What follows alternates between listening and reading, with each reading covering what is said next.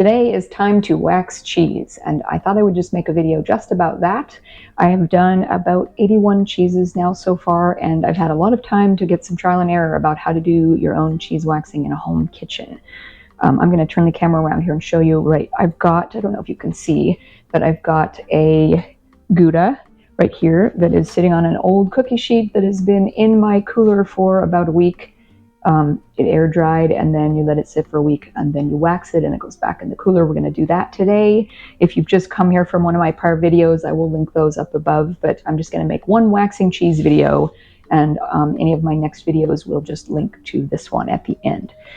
Some of the things I've learned that you're going to need, you will need to sacrifice and or replace in your home kitchen. I have lost the use of a tablespoon measuring spoon. The cookie sheet that you see here, a small little, like the smallest strainer, because if you're thrifty like I am, which I am, I reuse the pot, which I have here. You will lose a pot. This was a wedding gift in 1991, and it has been retired to cheese wax pot. So unless you want to clean it all the time, I mean, for a long time I used pots that I cleaned. I finally just gave up and let this one be my cheese wax pot.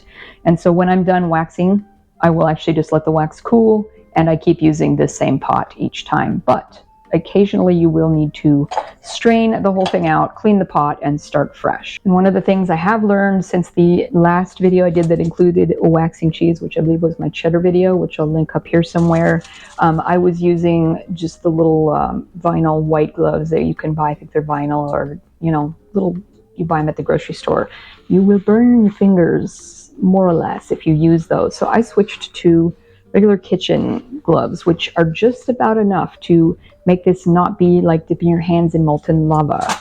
So probably the most helpful thing that I've learned about home waxing of cheese, to have it not grow mold under the wax once you get it beautifully waxed and put in the cooler and you open it in a month and there's mold growing underneath. You have to have the wax hot. The first dip on the cheese, I have learned it needs to be 210-degree cheese wax. And also, don't use any old wax. Buy cheese wax. You can buy it on Amazon or cheesemaker supplies. It will be in different colors. I use the orange. Definitely don't do beeswax, because you will end up with cheese that smells like a beehive. And if you've ever smelled a beehive, you don't want cheese that tastes like that. It's not honey. Don't. So use cheese wax. Buy some things that you can do without. Get some gloves. And do not use, you can use the white little cleaning gloves, but these are going to protect your hands a little bit better, because 210-degree wax, even on gloves, doesn't feel super great. And you might want to wear an apron too, because I don't usually wear like my nicer clothes when I'm in the kitchen, and for filming I will. So I might put on a kitchen apron just to do this, to dip, because you're going to end up also cleaning wax off of everything. So if you're going to wax cheese at home, just be ready. You're going to be picking it off your stove, your counter, your floor, your fingers. Just have, you know, and you kind of have to peel it off. It doesn't harden as hard as wax, like candle wax. It is a little hard to get off the stove. I have a little torch that I can actually get it hot and then wipe it with a paper towel for cleanup. So I am letting this wax right now warm up. It is 180 right now, so we're going to wait until that hits 210. One thing I will say about the temp on your initial dip on these, I usually like to put probably about 3 coats of cheese wax on my cheese, at least 2, sometimes 3. But that 210-degree mark is what I have found through trial and error. It seems to be that is the temperature that will kill any or inhibit any mold growth that is on the surface of the cheese that will not develop under the wax once it cools off. So you need that first wax that touches the cheese needs to be 210 degrees. And I used to just think, you know, get the wax melted and brush it on the cheese and it's all sealed, yay, wax. It's not, no, it isn't. You need to have that first shock of wax that touches the cheese needs to be 210 degrees. And ever since I started doing that, I have had 0 problems with mold growing under the wax.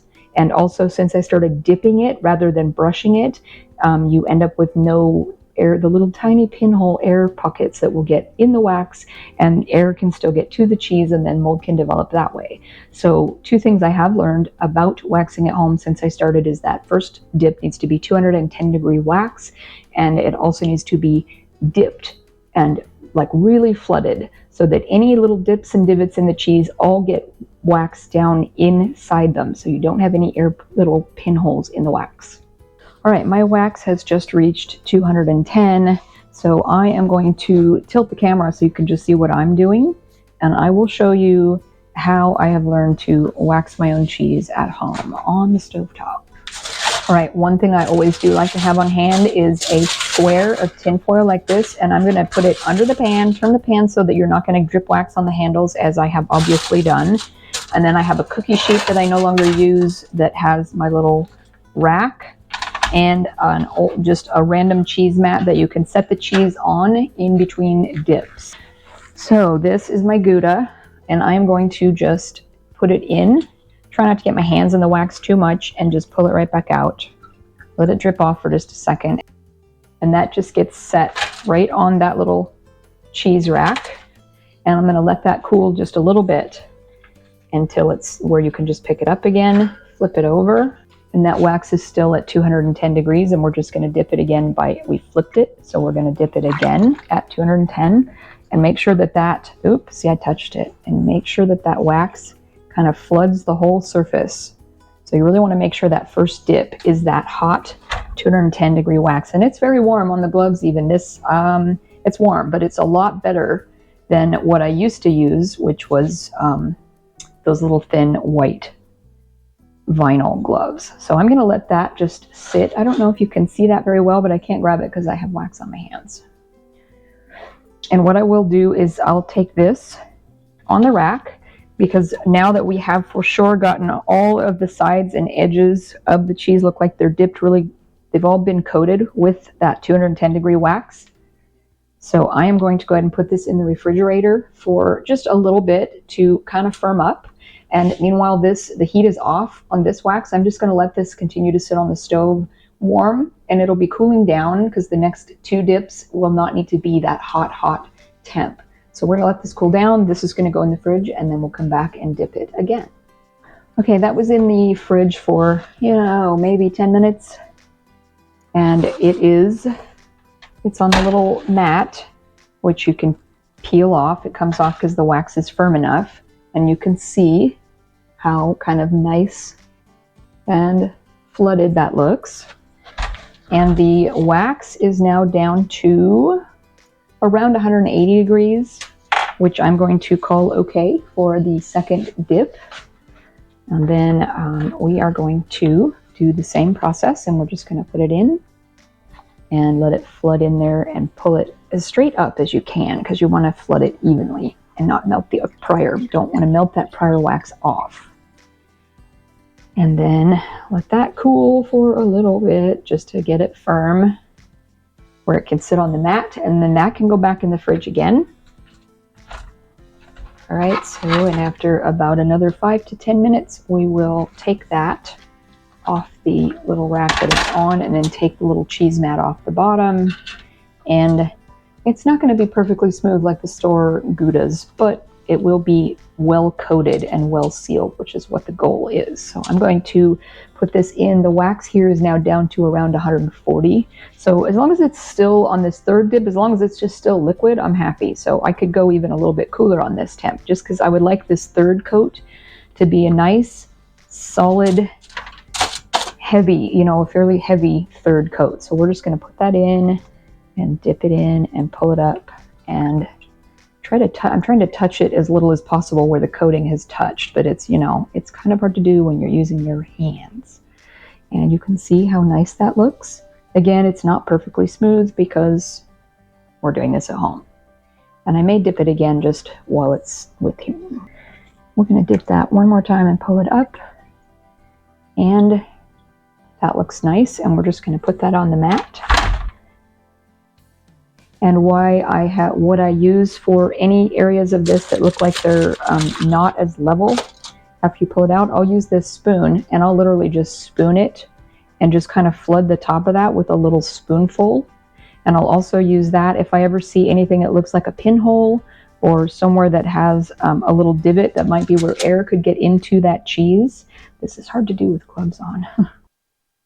And you are going to sacrifice these gloves because I don't think the wax will ever come off of them. But what I will do is use a spoon if I have to just cover some extra spots if they need it. So let's flip that over, pull the mat off. And I'm not wild about the mat leaving a mark on there, so I may just dip that one more time. Just dip and bring it up. And often, instead of cooling this on a mat in the refrigerator so you don't end up with the mat marks in the wax, I will just set this on like some kind of a lid or something that's flat in the fridge. So this has been in the fridge for just a little bit, and you can see it's got just about the right thickness feeling of what I would want on my cheese. And this Gouda is now going to go in a Tupperware that's big enough to hold it with a little piece of wet sponge and one of these little things that shows you the temperature and the humidity. And that will now go up in, we have wine coolers that I bought on Craigslist of all places. And I just keep them at about 50 to 55 degrees. And then the cheeses individually go in a little container with one of these to make sure that your humidity is right. And they will sit. This one we will open in 1 to 6 months. So we'll see. But if I'm right, this should be perfect when we go to open it. I hope this inspires you to wax your own cheese at home. It's not that hard. It is a little bit messy, but it can be done. Plan to have some dedicated tools. Thanks for watching. We'll see you next time.